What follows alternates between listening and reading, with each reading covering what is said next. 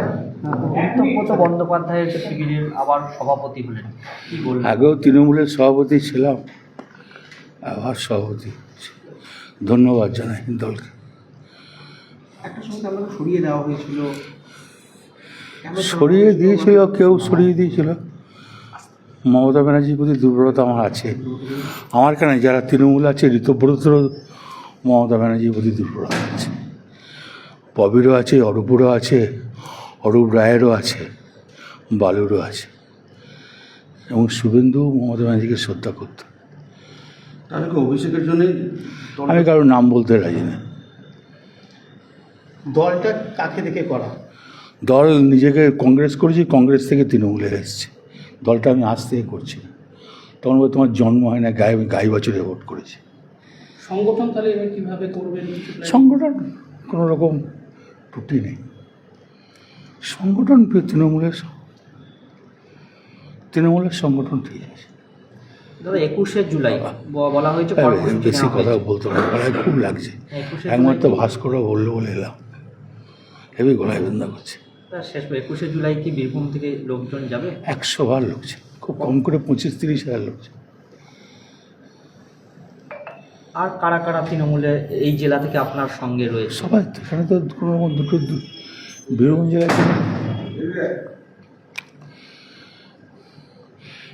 জেলায় তো দুটো গ্রুপ নেই। বীরভূম জেলায় সবাই এক। বীরভূম জেলায় আমি যখন জেলা প্রেসিডেন্ট ছিলাম তখনও সবাই আমার সঙ্গে ছিল, এখনও সবাই মিলে আমার সঙ্গে। কে ছুটকো ফটকা 3 নম্বরে বাচ্চা আর সাইডে চলে গেল, তাদের কি বয়ে গেল? জয়ী বিধায়ক, পরাজয় সবাই আছে। দেখুন, মেন ছিলাম আমি সুদীপ্ত চাঁদু, তারপরে পরে মামা যোগ দিল, তারপরে বিকাশ যোগ দিল, তারপরে গঙ্গাধর যোগ দিল, আর আশিস আগে থেকেই ছিল। কালকে জেলা সভাপতি ঘোষণা করা হয়েছে, শোনা যাচ্ছে কাজল শেখ সেটা সমর্থন করেছে। আর তোমাদের পয়সা দিতে তোমরা নাম করছো, ওই তোমাদের অত ইন্টারেস্ট।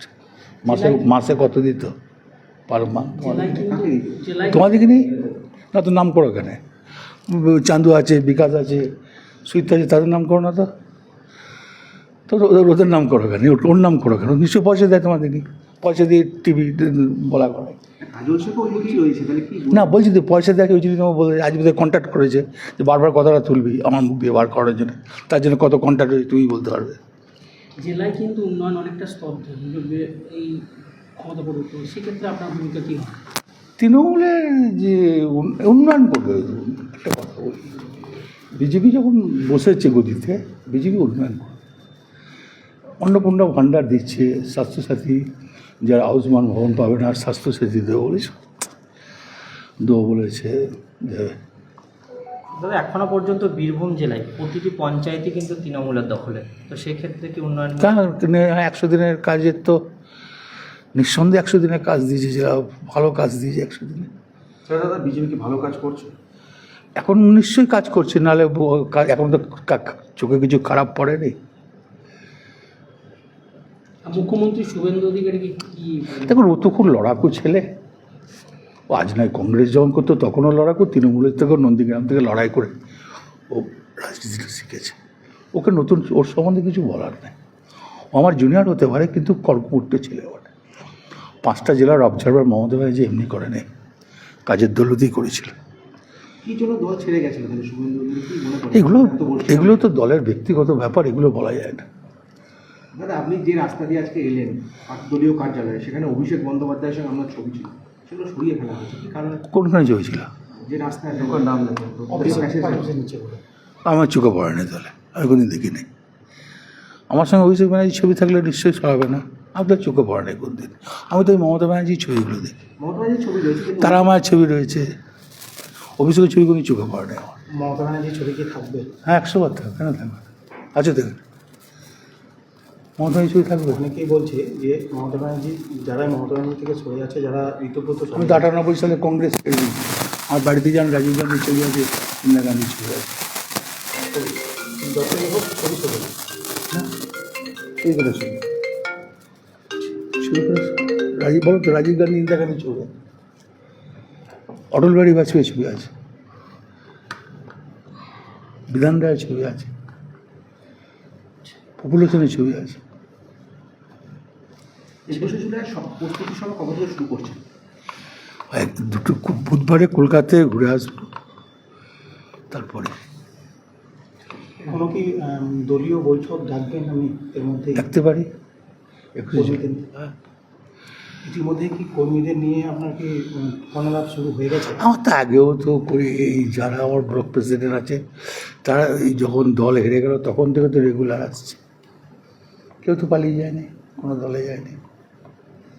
তৃণমূলের একাধিক কাউন্সিলর থেকে শুরু করে সবাইকে ডিম ছোড়া হচ্ছে, এইগুলো নিয়ে কি বলবেন? এটা তো যত ছুটবে তত লাভ আমাদের। সাধারণ মানুষ তো ভালো চোখে নিচ্ছে না, এবং সব মিউনিসিপ্যালিটিতে ছুটিয়ে কাজ হবে। এটা কি কাম্য কখনো যে কাউকে ডিম ছোড়া এটা যারা ছুটছে, এ পার্টি অফিসে তো ভেসল্যান্ডটা নয়, খাস জমিতে নয়, পিডাব্লিউ জায়গা নয়, এটা ট্রাস্টি পার্টি অফিস। আমি ভদ্রভাবে কেস করি নাই, কেস করলে অনেক কিছু হয়ে যেত। কতটা ব্যথা পেলেন? এর আগেও তো আপনি আমি জানি খুলে দেবে ব্যথা কিছু না পাবো। না এই ক্ষমতায় দেখুন বারবার ক্ষমতা আবার বললাম আপনি তো করতে পারতেন এরকম। না, করবো কেন? সাধারণ মানুষ ভালোবাসে, করবো কেন? কেন মানুষের যে যার ইচ্ছা দল করতে পারে, যে যার ইচ্ছা দল করতে পারে। কই আমি তো সিপিএম আমলে সিপিএমকে তো কাউ গায়ে হাত দিই নি 11 সালে। কোনো পার্টি অফিসে তালা মারেনি? কী জন্য মারবো? সব দলেরই তো অধিকার আছে। যখন শুনলেন যে পার্টি অফিসে তালা মেরে দিল কতটা? আমি সঙ্গে সঙ্গে এসপিকে বলেছি, আমি সমীর ভট্টাচার্যকে, বিজলি সমীর ভট্টাচার্যকে বলেছি, উনি বললাম আমি দেখছি, ঠিক আছে। দাদা শেষ প্রশ্ন, আইপ্যাককে নিয়ে কি বলবেন? ওটা জঘন্য প্যাক, মানে কি জন্য? ওই তো বললাম আইপ্যাক নয়, জঘন্য প্যাক। 9 আইপ্যাক ছিল, শতাব্দীরাই যেতে নাই। 11 আইপ্যাক ছিল, আমরা দলে পাওয়ারে আসি নাই। 14 আইপ্যাক ছিল, দুটো জিতে নাই বীরভূম থেকে। 16তে জিতি নাই,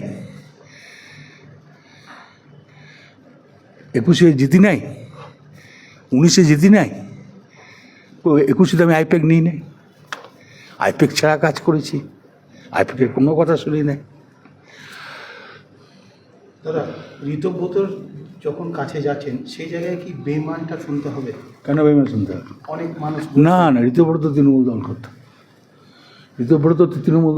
ঋতুব্রত যখন আইএনটিসি প্রেসিডেন্ট ছিল গোটা রাজ্যে, তো ওর সঙ্গে আমার রেগুলার কথা হতো। সেই জায়গায় মমতা ব্যানার্জিকে ছেড়ে যখন আলাদা করে বেরিয়ে যাচ্ছে না তো মমতা ব্যানার্জি ছাড়লো, কারণ মমতা ব্যানার্জি নিজেই জানেন দলটা এই অবস্থা হলো। মমতা ব্যানার্জি সবাইকে গদ্দার বলছে, যে সবাই ছেড়ে চলে গেল। উনি বলতে পারেন, উনি নেত্রী, উনি ওনার মুখে যা ইচ্ছে বলতে পারেন, ওনার বলার অধিকার আছে। তাহলে মমতা ব্যানার্জির অস্তিত্ব কী থাকবে? 100 বার থাকবে। মমতা ব্যানার্জি কালকে এই দলের সুপ্রিম হতে পারে।